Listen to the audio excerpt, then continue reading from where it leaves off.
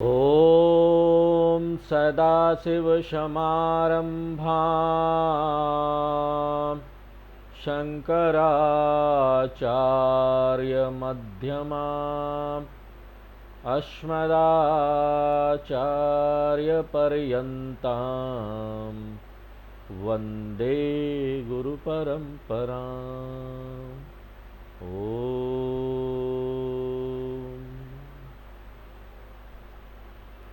गीता के 12वें अध्याय में हम लोग पिछले क्लास में श्लोक नंबर 4 देख रहे थे, जिसमें भगवान हमको निर्गुण ईश्वर का क्या लक्षण है वो बता रहे थे। तो ये अक्षरम ब्रह्म है, चौथा जो श्लोक है, अक्षरम ब्रह्म जो परम है, सबसे ऊंचा है। फिर उन्होंने बताया कि अव्यक्तम है, यानी इंद्रियों से नहीं जाना जा सकता, इंद्रिय अगोचर है। फिर उन्होंने बताया कि अचिंत्यम है, अचिंत्यम यानी मन से भी नहीं जाना जा सकता। फिर बोलते अनिर्देश्यम है, यानी कि अगर आप इंद्रियों से नहीं जान सकते इस ब्रह्म को, मन से नहीं जान सकते, तो इसको डिस्क्राइब भी नहीं कर सकते शब्दों से, अनिर्देश्य। तो क्या बोलते भैया ये किस तरह का ब्रह्म है? ये तो कुछ ना डिस्क्राइब किया जा सकता है, ना इंद्रियों से जाना जा सकता है, ना मन से जाना सकता है, तो ऐसा ब्रह्म है क्या? तो भगवान बोलते सर्वत्र व्याप्त है, सब जगह है वो, अचलम है, यानी सब जगह है, हिल नहीं सकता, यात्रा नहीं कर सकता इधर से उधर। क्यों? हर जगह है, अभी भी, यहां भी है, वहां भी है, चारों तरफ है।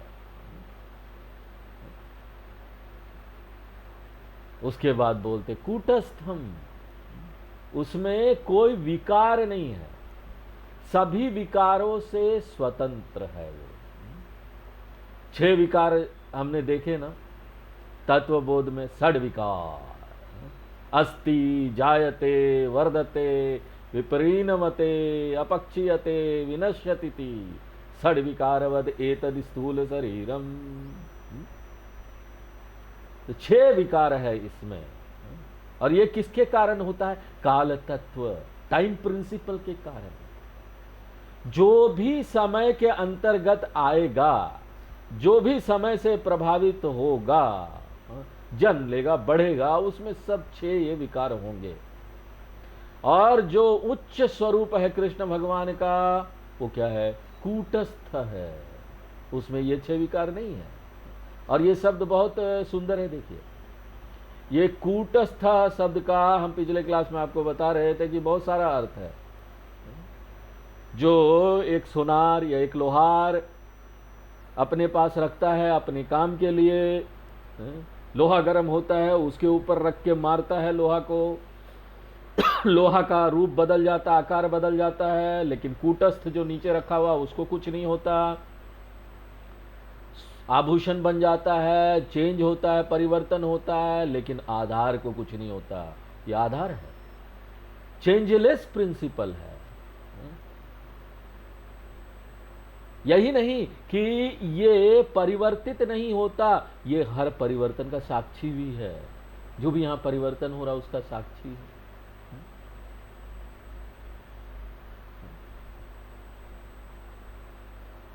लोग आ रहे हैं, जा रहे हैं, यहां पर आप एक कमरे में बैठे हुए हैं, हॉल में बैठे हुए हैं, आप वहां बैठे हैं, लोग आ रहे हैं, जा रहे हैं, आप सबको देख रहे हैं। 1 घंटा पहले कौन आया, 1 घंटा बाद कौन आया, लोग आए चले गए, तो आप साक्षी हैं, आप सबको देख रहे हैं। यहां तक कि देखिए, हमारा ना शरीर भी बदलता है, शरीर को जब झटका लगता है तो मन भी बदलता रहता है, लेकिन इन बदलने का जो सिस्टम है, जो ये सिद्धांत है, इसके पीछे कोई ना कोई ना बदलने वाला चीज होगा, तभी वो बदल सकता है। जैसे कूटस्थ है, उसके ऊपर रख के कुछ भी चीज बदल दो, लोहा को बदल दो, आभूषण को बदल दो, उसी प्रकार ये दुनिया परिवर्तित हो रही है ना, हमारा शरीर भी परिवर्तित हो रहा है। परिवर्तन के पीछे कोई न कोई ऐसा आधार होना चाहिए जो अपरिवर्तनीय है, तभी जाकर परिवर्तन संभव है। ये सिद्धांत है, वैज्ञानिक सिद्धांत। तो निर्गुण कृष्ण भगवान क्या है? वो आधार है, अपरिवर्तनीय आधार। कूटस्थ का तरह रहते हैं, कूटस्थ का तरह अपरिवर्तनीय रहते हैं। और क्योंकि कृष्ण भगवान अपरिवर्तनीय है, निर्विकार है, तो ध्रुवम है। ध्रुवम यानी नित्य है, कालातीत है, काल से परे है, तो सर्वत्र ग्रम अचलम। ये क्या संकेत देता है? देश अतीत है, इधर उधर नहीं जा सकते, तो देश अतीत, हर जगह है, हर जगह पर है, तो जगह से फ्री है।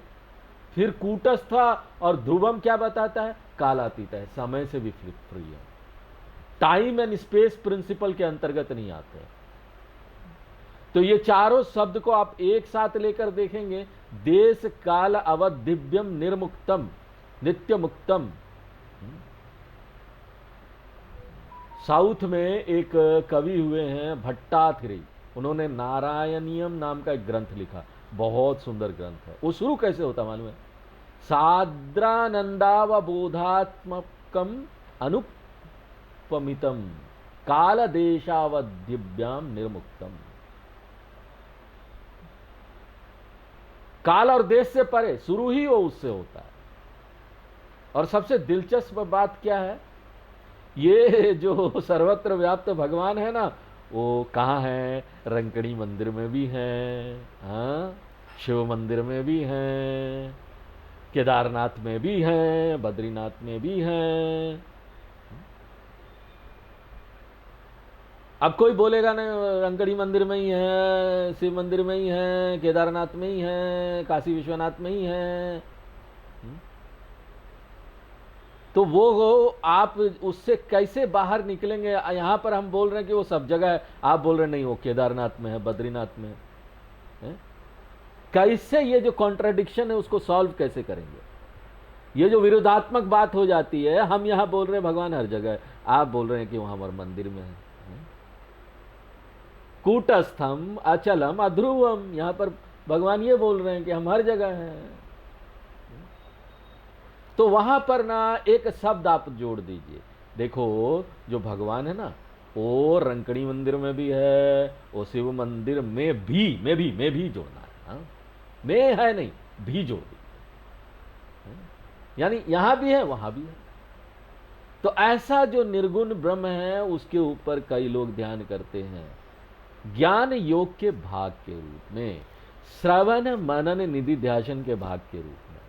और प्राकृतिक रूप से जब हमको ऐसा वर्णन मिलता है तो हम ना सोचते हैं कि ऐसा जो ब्रह्म है जिसका कोई गुण ही नहीं है, ऐसे ब्रह्म के ऊपर हम कैसे ध्यान करेंगे? तो कृष्ण भगवान बोलते हैं इस स्तर पर आने के लिए एक व्यक्ति को अपने आप को तैयार करना पड़ेगा। तो अब दूसरा प्रश्न ही आता है कि वो तैयारी क्या है, क्वालिफिकेशन क्या है, पात्रता क्या है? तो कृष्ण भगवान उसको ये श्लोक में बताते हैं, चौथा नंबर श्लोक में। संयम इंद्रिय ग्रामम सर्वत्र समबुद्धया ते प्राप्नुवन्ति मावेव सर्वभूत हिते रताः। तैयारी करने के लिए क्या पात्रता हमको अपने अंदर विकास करना पड़ेगा? निर्गुणेश्वर ध्यान करने के लिए। और ये बात ना उपनिषदों में बड़ी स्पष्ट रूप से बताई जाती है। और सामान्यतः वहां पर ना 4 पात्रता यानी साधन चतुष्ट संपत्ति के रूप में बताई जाती। बहुत पहले हम लोगों ने तत्वबोध में इसको पढ़ा था, साधन चतुष्ट संपत्ति। हम इसमें डिटेल में नहीं जाना चाहेंगे, हाँ? हम सिर्फ आपको बता दें कि संक्षेप में हमने आपको बताया था व सामा, विवेक, वैराग्य, समाधि सटक संपत्ति, मुमुक्षुत्वम, व सामा। जिन्होंने तत्वबोध पढ़ा है उनके लिए तो ठीक है, वो समझ जाएंगे। जिन्होंने नहीं पढ़ा है उनको अनिवार्य रूप से ये तत्वबोध का अध्ययन करना चाहिए। ये जो 4 पात्रता है साधन चतुष्ट संपत्ति, वही इस श्लोक में बताया गया है संक्षेप में। एक जो पात्रता कृष्ण भगवान यहां पर जोर दे रहे हैं वो इंद्रिय ग्रामम संनियम्य, एक व्यक्ति को अपने इंद्रियों पर स्वामित्व हासिल करना चाहिए। स्वामित्व हासिल करो इंद्रियों पर ताकि वो बहिर्मुख ना हो, क्योंकि वो हर समय बहिर्मुख होती है, बाहर भागती रहती है। बैठना ही भी मुश्किल है एक जगह पर। और अगर ये इंद्रिय बाहर जाती भी है तो कोई बात नहीं, खाली इंद्रिय जाए तो कोई बात नहीं, लेकिन वो क्या करती है, मन को भी अपने साथ ले जाती है। इसलिए देखिए क्लास के बीच में क्या होता है, अगर हमको कमरे में कोई वहाँ छिपकली वगैरह कुछ ऐसे दिखाई दे तो आंखें वहाँ चले जाती है, जैसे आंख जाती है मन भी वहाँ चले जाता है, बस गया, क्लास गया। इसलिए हमको अपने ये बहिर्मुख इंद्रियों पर स्वामित्व हासिल करना चाहिए। और इसका कारण क्या है, इसका हम आपको एक क्लू देंगे। इससे पहले कृष्ण भगवान ने हमको बताया तीसरे श्लोक में उनका उच्च स्वरूप निर्गुण ईश्वर, वो क्या है, वस्तु नहीं है। वस्तु करके हमको नहीं हम उसको नहीं देख सकते, अनुभव नहीं कर सकते कि भगवान एक वस्तु है, सामने खड़ा है, हमने देख लिया। अगर निर्गुण ईश्वर वस्तु नहीं है और उसके बाद भी ऐसा ईश्वर है, तो ऐसा ईश्वर को ना सिर्फ एक ही तरीके से होना चाहिए। इस पूरी सृष्टि में एक ही चीज है जिसको वस्तु बनाकर आप नहीं देख सकते। आप गेस कर सकते हैं क्या है वो? एक ही चीज है जो कि है भी और उसको वस्तु के रूप में आप नहीं देख सकते। आपकी आंखें कितनी भी शक्तिशाली क्यों ना हो जाए, आप यहां पर सब चीजों को देख सकते अपनी आंखों से, एक चीज को नहीं देख सकते, और वो क्या है? आंखें आंखों को नहीं देख सकती।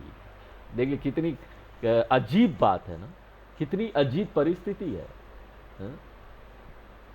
तो ये जो चीज है जिसको वस्तु बनाकर नहीं देख सकते, वो कौन है? वो स्वयं अनुभव करता है, अनुभव की वस्तु नहीं हो सकता। हम जो सब चीज का अनुभव कर रहे हैं यहां, मैं अनुभवहीन चीज, वो अनुभव करता ही है एकमात्र। इसलिए उच्च कृष्ण भगवान का जो रूप है ना, वो मुझसे अलग नहीं है। ये जो साक्षी चैतन्य है मुझसे अलग नहीं है। निर्गुण ध्यान क्या है? आत्म ध्यान है, अपने ऊपर ध्यान करना है। निर्गुण ध्यान क्या है? अपने ऊपर, ईश्वर, मैं। ये शरीर नहीं, जब हम मैं बोलते हैं ना, वो शरीर नहीं। क्यों? शरीर तो वस्तु है, हम देख पा रहे हैं ना, वस्तु के रूप में अपनी आंखों से देख सकते हैं अपने शरीर को। हम तो यहां पर ऐसी चीज की बात कर रहे हैं जो वस्तु नहीं हो सकता, अनुभव की वस्तु बनाकर आप नहीं देख सकते। इसलिए निर्गुण ध्यान इज इक्वल टू आत्म ध्यान। और दयानंद स्वामी जी बहुत सुंदर तरीके से बोलते थे कि ना, ध्यानकर्ता के ऊपर ध्यान, ध्यानकर्ता ध्यान। अब हम इसमें डिटेल में नहीं जाएंगे, कोई और बात कहीं और कोई बात आएगी तो वहां पर इस विषय पर चर्चा करेंगे। और क्योंकि हम यहां पर किसी चीज को वस्तु नहीं बना रहे हैं, तो मेरी जो इंद्रियां हैं ना, वो ना बाहर जाने का सोच भी नहीं सकती कि बाहर जाकर हम इसको कहीं देख लेंगे। ये जो बहिर्मुख इंद्रियां हैं ना, वो वस्तु वाली चीजों के ऊपर ना रमण कर सकती, उसको देख सकती है। यहां पर हमको किसके ऊपर रमण करना है? जो वस्तु नहीं है, जो अनुभव करता नहीं है, अनुभव करता है जो अनुभव की वस्तु नहीं है। इसलिए इंद्रियों को क्या होना पड़ेगा? अंतर्मुख होना पड़ेगा। अगर आपको गीता का 6वां अध्याय याद है तो वहां पर हमने ध्यान की बात की थी। वहां पर कृष्ण भगवान ने आपको बोला था कि ना, आप सभी अपने इंद्रियों को समेट लीजिए और आपको क्या करना है? आंखों को क्या करना है? आंखों को नाक के अग्रभाग पर रखना है। संप्रेक्ष्य नासिकाग्रम स्वम दिशश्चानवलोकयन्, 6 अध्याय का 13वां नंबर श्लोक। आपकी आंखें जो है ना, आपके नाक के अग्रभाग पर, ऊपर पर उसका ध्यान होना चाहिए। लेकिन इसका ये मतलब नहीं है ना कि आप नाक पर ध्यान करो, फिर नाक ध्यान हो जाएगा, आप नाक ध्यान कर रहे हो। इसका मतलब है ना कि आपकी आंखें बहिर्मुख नहीं होनी चाहिए, बाहर की वस्तु पर नहीं जाना चाहिए, एक जगह एकाग्र होकर टिका होना चाहिए। इसलिए इंद्रिय निग्रह जो है ना वो एक पात्रता है जिसकी जरूरत है। और यहाँ इंद्रिय ग्राम का क्या अर्थ है? ग्राम का अर्थ है, ग्राम, ग्राम जब हम बोलते हैं ना तो हमको लगता है गांव होगा, तो ग्राम, ग्राम का अर्थ होता है संस्कृत में समूह, ग्रुप। एक विलेज को, एक गांव को ग्राम इसलिए बोला जाता है क्योंकि वहां पर ग्रुप ऑफ हाउसेस होते हैं, बहुत सारे घर है, समूह है, तो कोई भी समूह ग्रामम हो जाएगा। तो इंद्रिय ग्रामम का क्या अर्थ हुआ? 5 इंद्रिय का समूह। यहां पर हमारे पास 5 इंद्रिय, उसका समूह, उसका गांव। और दूसरी पात्रता क्या है? सर्वत्र समबुद्धया। हमको ना यहां पर हरेक परिस्थिति में अपने मन का शांति बनाए रखना है। समबुद्धि यानी मन की शांति बनाए रखना है। एक बैलेंस्ड माइंड होना चाहिए ना, एक संतुलित माइंड होना चाहिए, एक शांत मन होना चाहिए। यानी कि ऐसा मन जिसमें ना बहुत शक्तिशाली राग द्वेष नहीं है। अगर बहुत ज्यादा आसक्ति है ना तो वो मन जो है ना वस्तु की तरफ भागेगा, और बहुत ज्यादा घृणा भी है ना तो वो मन उससे दूर भागेगा, हाँ? उसको दोष देगा। हाँ? तो जब भी शक्तिशाली राग द्वेष है ना तो मन जो है ना वो संतुलित नहीं रहेगा, मन ध्यान नहीं कर सकता। तो आपको ये जो राग द्वेष की तीव्रता है ना उसको कम करना पड़ेगा। राग यानी आसक्ति, द्वेष यानी घृणा, लाइक्स डिसलाइक्स, पसंद नापसंद। ये दूसरी पात्रता है। तीसरी पात्रता जो यहां बताई जा रही है वो है सर्वभूत हिते रताः। यहां पर हमको ना दुनिया की भलाई में दिलचस्पी रखना है, यूनिवर्सल लव। हम पूरी दुनिया की भलाई में दिलचस्पी रखते हैं। यानी क्या? हमारा मन ना संकुचित नहीं है, छोटा नहीं है, हमारा मन बड़ा विस्तारित है। इसलिए देखिए हमारी जितनी भी प्रार्थनाएं हैं वो कितने सुंदर सुंदर हैं। सर्वे भवन्तु सुखिनः, सर्वे सन्तु निरामया।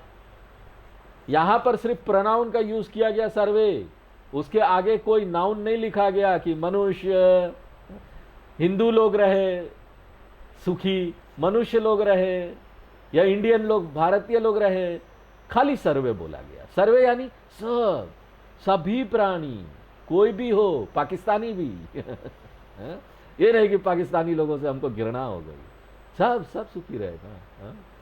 कोई भी दुश्मन भी हो तब भी दुश्मन तो होने ही नहीं चाहिए। चाहे अच्छा उसमें सब आ जाएंगे, 2 पैर का प्राणी हो, 4 पैर का प्राणी हो, 6 पैर का प्राणी हो, 8 पैर का प्राणी हो। इसलिए हमको अपने मन को इतना संवेदनशील बनाना पड़ेगा ताकि हम दूसरों की पीड़ा को समझ सके। हमारे पास ऐसा मन होना चाहिए जो समानुभूति कर सके। देखो 2 शब्द है, एक सहानुभूति।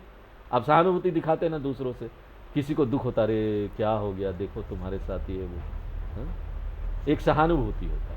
दूसरा होता है समानुभूति, जैसा वो अनुभव कर रहा है दुख, वैसा ही आप भी अनुभव करके उसकी दुख को सुलझाने का प्रयत्न करें। ऐसा मन जो दूसरों की पीड़ा को समझ सके, उसकी कठिनाई को समझ सके और उसके अच्छाई और भलाई में दिलचस्पी रखे।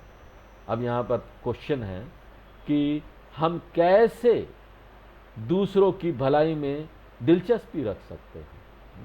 यहां पर तो हम अपने परिवार की भलाई में ही दिलचस्पी नहीं रख सकते, उसी में कितने 1000 से ज्यादा तो कंप्लेन है, इतना सारा यहां पर शिकायत है। तो किसी ने जाकर पूछा गुरुजी से अपने, गुरुजी ये बताइए हम कैसे समझे कि हमारे अंदर क्या कमियां हैं। अच्छा ये तो बड़ा आसान है, तुमको कैसे समझना है तुम्हारे अंदर क्या कमियां हैं? जाओ अपने पत्नी के पास और उसको ना थोड़ा सा उसकी बुराई कर देना, तो तुमको बहुत सारी कमियां पता चल जाएगी अपनी, वो बता देगी। और ज्यादा कमियां तुमको पता करना ना भीतर तक गहराई में, तो उसके घर वालों की बुराई कर देना, उसके माँ की, उसके बाप की, तुम्हारी सारी कमियां वो निकाल के तुमको बता देगी तो कोई चिंता नहीं है, बहुत आसान है पता करना। आप अपने बच्चों का इंटरव्यू लीजिए, आप अपने पति पत्नी, अब समझ में आ जाएगा कितनी सारे कंप्लेन है। तो यहां पर कितना देखो, ये प्रश्न उठता है कैसे हम सर्वभूते हिते रहता कैसे बने, कैसे करें हम? स्वामी जी बताइए, कोई तरीका तो बताइए। अच्छा तरीका सुनिए, क्या बहुत आसान है। आप सर्वभूत हिते रहता है बन सकते हैं, बहुत सिंपल बात है। आप क्या कीजिए, एक प्रार्थना ले लीजिए रोज, कुछ नहीं करना। देखो जिसको जो हाथ पैर से भी कुछ नहीं कर सकते ना, उसके लिए भी ये तरीका कितना अच्छा। एक प्रार्थना ले लीजिए रोज, सर्वे सबका। हमारे ये संस्कृत की कितनी प्रार्थनाएं, कोई भी एक ले लीजिए। सर्वे भवन्तु सुखिना ही ले लीजिए। हर एक पूजा, षोडश उपचार के पूजा के बाद जो शांति मंत्र है वो क्या है, वो सब तो वही है, सबकी सुख की कामना हम करते हैं। ले लीजिए रोज, उसको चैंट कीजिए, उसका रोज पाठ कीजिए, और उससे जो पाठ करने से जो आपको पुण्य प्राप्त होगा, आप मन ही मन बोलिए कि इससे जो हमको पुण्य प्राप्त हुआ है, ये हम पूरे ब्रह्मांड में ना विस्तारित कर देते हैं भगवान। ले लीजिए, जिसको भी दुख और पीड़ा हो, वो इस प्रार्थना से जो मुझे पुण्य प्राप्त हुआ है वो मैं देता हूं, ताकि ये पुण्य से उसके पीड़ा की मैं कुछ कमी हो, मैं गिफ्ट करता हूं। जितने भी यहाँ प्राणी हैं, उनकी कोई भी पीड़ा हो, उनको इससे लाभ प्राप्त हो। तो ये जो प्रार्थना हम करेंगे ना, इसी से हमारा मन संवेदनशील होता जाएगा। इसी को बोलते हैं दया, समानुभूति, करुणा। बिना इस तरह के संवेदनशील मन के कोई भी ब्रह्म ध्यान नहीं कर सकता। तो इसलिए इसके लिए बहुत ज्यादा परिष्कृत मन चाहिए। एक जो संकुचित मन है ना, वो कभी भी ब्रह्म को सराहा नहीं सकता। इसलिए सर्वभूत हिते रहता, यानी हम ना दुनिया के लोगों की भलाई में दिलचस्पी रखें। और ये सब पात्रता किस लिए है? ज्ञान योग के लिए, निर्गुण ईश्वर ध्यान के लिए। और ये निर्गुण ईश्वर ध्यान क्या है? सबसे उच्च स्तर का भक्ति है। और ऐसे लोग जिनके अंदर ये पात्रता है, उनको ज्ञान योग्यता प्राप्त हो गई है, ध्यान योग्यता प्राप्त हो गई है। अब वो अभ्यास कर सकते हैं निर्गुण ईश्वर ध्यान का। और उनके साथ क्या होगा, उनको क्या लाभ मिलेगा अगर वो ऐसा ध्यान करेंगे? तो भगवान बोलते हैं ते मामेव प्राप्नुवन्ति, ऐसे लोग मुझे प्राप्त कर लेंगे। ऐसे लोग यानी जो ऐसा ध्यान कर रहे हैं, निर्गुण ईश्वर ध्यान करता रहे, वो ना मुझे प्राप्त एवा, हाँ मुझे ही प्राप्त होंगे, इधर उधर नहीं भटकेंगे ना। वो मोक्ष की ही प्राप्त करेंगे और कुछ नहीं। ये नहीं कि दूसरा दिशा में भटक दे, ऐसा नहीं होगा उनके साथ। तो आप देखिए, पहला उत्तर जो भगवान ने दिया और दूसरा उत्तर दिया, उसकी तुलना कीजिए। अर्जुन ने प्रश्न किया था ना कि सगुण ध्यान करता श्रेष्ठ है कि निर्गुण ध्यान करता, सगुण भक्ति श्रेष्ठ है कि निर्गुण भक्ति? तो पहले भगवान ने क्या उत्तर दिया? सगुण ध्यान करता जो है ना, वो बड़ा महान है। और उसके बाद क्या उत्तर दिया? निर्गुण ध्यान करता ना मुझे प्राप्त हो जाएंगे। तो इससे क्या स्पष्ट होता है कि सभी लोगों को दोनों की जरूरत है, दोनों से गुजरना पड़ेगा, एक एक क्रम से। हाँ, श्रेष्ठ बोल के कोई नहीं है कि दोनों में से कौन श्रेष्ठ है, ऐसा हम नहीं पूछ सकते हैं। ये तो क्वेश्चन ही गलत हो जाएगा। 5वां श्लोक हम लोग पढ़ते हैं। क्लेशोऽधिकतरस्तेषाम्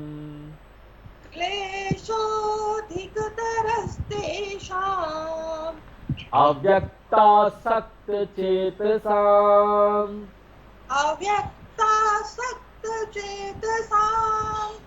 अव्यक्ता हि गतिर्दुःखम्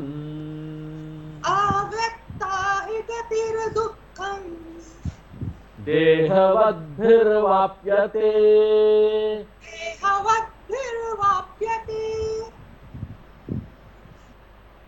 तो ये जो श्लोक है उसमें कृष्ण भगवान बड़े खुले रूप से इस बात को स्वीकार कर रहे हैं कि निर्गुण ध्यान जो है ना एक्सट्रीमली डिफिकल्ट है, बहुत कठिन है। यह प्रत्यक्ष रूप से क्या बताता है कि ज्ञान योग जो है ना वो बहुत कठिन है। क्यों? ज्ञान योग कठिन है, उसमें पात्रता चाहिए। और निर्गुण ध्यान क्या है? वो भाग है ज्ञान योग का। ज्ञान योग में 3 अनुशासन आते हैं, श्रवण, मनन और निधिध्यासन। और ये जो निधिध्यासन है ना, उसी को निर्गुण ध्यान बोला जा रहा है।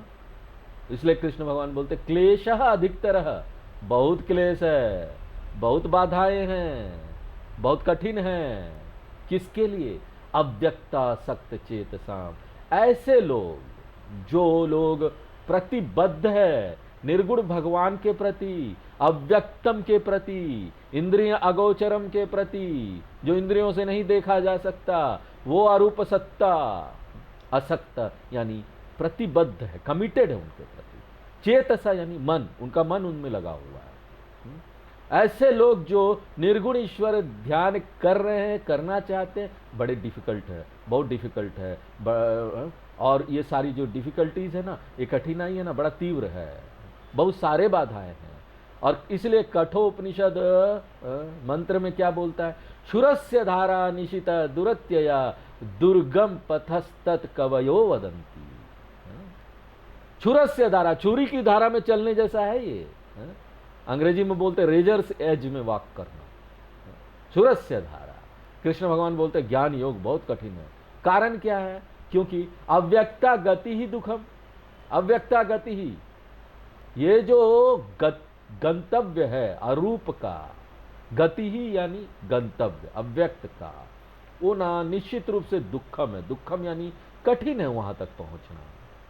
निर्गुण ध्यान बहुत कठिन है अभ्यास करना। किसके लिए? देहवद भी। देखो अब आया, किसके लिए? हा? सामान्य लोगों के लिए, ज्यादातर लोगों के लिए। और सामान्य बाधाएं क्या आती है सब लोगों के लिए? ज्यादातर लोगों के लिए क्या बाधाएं आती है? कृष्ण भगवान बोलते हैं जो सामान्य बाधाएं आती है वो है देह अभिमान। सबसे बड़ा और सामान्य बाधाएं जो वेदांत में लोगों को आती है वो है कि अपने शरीर से बहुत ज्यादा आसक्ति रखना। ये आपके मन को भी स्थूल बनाता है। हम अपने स्थूल व्यक्तित्व के साथ बहुत प्यार कर लेते हैं, बहुत आसक्ति हो जाता है। यानी कि अन्नमय कोश के साथ हम बहुत शक्तिशाली तरीके से जुड़े हुए हैं और इतना ज्यादा जुड़े हुए हैं, अपने शरीर के साथ इतना ज्यादा जुड़े हुए हैं, हर समय अपने शरीर के बारे में सोचते रहते हैं कि हम ना ये बात सोच भी नहीं सकते कि मन को भी ठीक करना चाहिए। यहां हमारे पास समय कहाँ है मन को ठीक करने के लिए? इसलिए तो लोग सत्संग में नहीं आते, क्योंकि वो मन को ठीक करने का तरीका है। अपने शरीर के साथ ही इतना बिजी हैं, शरीर को ठीक करने में इतना बिजी हैं, इतना आसक्त है हम शरीर के साथ। शरीर की रक्षण सुरक्षा वही सब करने में लगे हुए हैं। खाना, कपड़ा, मकान, रोटी कपड़ा मकान। और यही नहीं, हम ये भी देखते हैं कि रिटायरमेंट के बाद भी ये सब हमको मिलता रहे, उसका भी जुगाड़ करेंगे, क्योंकि रिटायरमेंट के बाद कोई इनकम नहीं होगी और उसके बाद ना पैसे का वैल्यू भी कम होता जाएगा, बीमारियां भी आएगी, हॉस्पिटल जाना पड़ेगा, कौन हमारा मेडिकल बिल देगा, बच्चे इतने भरोसेमंद है ही नहीं उनको देख के तो लगता नहीं कि उन पर भरोसा किया जाए, और पता नहीं कैसी बहू आएगी, बहू भी आएगी कैसी आएगी, हमको पता नहीं। इसलिए हर समय ये चिंता लगा रहता है कि हमारा शरीर का क्या होगा। और ऐसा जो मन है ना, वो अपने शरीर से परे नहीं सोच सकता, क्योंकि हम अपने शरीर से ही आसक्त हैं और शरीर के माध्यम से हम क्या करते हैं, और भी लोगों के साथ जुड़ जाते हैं। मेरा बेटा बेटी, मेरा माँ बाप, मेरे सब पोते पोतियां, बहुत ज्यादा आसक्त हो जाते हैं। जितना आसक्त हो जाएंगे अपने संबंधियों के साथ, जितना आसक्ति होगी उतना ही ज्यादा हमारे शरीर के साथ आसक्ति, हमको ये समझ लेना चाहिए। जितना शरीर के साथ आसक्ति होगी उतनी तीव्र आसक्ति उतनी उनके साथ होगी, क्योंकि हमारा सब जोड़ और संबंध किससे? शरीर के साथ ही तो है। हम ये शरीर में, इसलिए हमारा संबंध ही इसके साथ है, दूसरों के साथ भी है। बहुत शक्तिशाली व्यक्तित्व है हमारे मन में मैं को लेकर, जो हमको सीमित करती है, जो हमको स्थानीय बनाती है। ऐसा व्यक्ति तो कल्पना भी नहीं कर सकता कि वो सर्वत्र व्याप्त है। कैसे कल्पना करेगा? परिवर्तित करना है, रूपांतरित करना है। रूपांतरित करना है अपने आप को, रूपांतरित यानी रूप से परे जाना है। इसलिए कृष्ण भगवान बोलते हैं कि ये जो कठिन, ये जो आसक्ति है, शक्तिशाली आसक्ति है शरीर के साथ, वो इस ज्ञान योग को बहुत कठिन बना देती है। उसी के कारण लोग ज्ञान योग में नहीं आ पाते हैं, उसी के कारण उनको ये कठिनता का अनुभव होता है। और देखो गीता शुरू हुई होती है, यही समस्या है ना। पहला अध्याय जो गीता का, उसमें यही समस्या दिखाया गया है। अहमेशाम मम एते, मैं उनका हूं, वो मेरे हैं। शरीर से आसक्ति हो गया अर्जुन को, धीरे धीरे वो युद्ध ही छोड़ दिया, करना ही नहीं चाहता था युद्ध। तो ये बड़ी कठिन बात है, बड़ी कठिन चीज है। इसी से सारी बाधाएं आती है, शरीर से आसक्ति है। हमको पहले वहां से निकलना है, और उसके लिए बहुत सारे उपाय बताए गए शास्त्रों में, सत्संग में हम आपको सब बताते ही रहते हैं। तो आज यहाँ पर विराम देते हैं, आगे फिर नेक्स्ट क्लास में देखेंगे।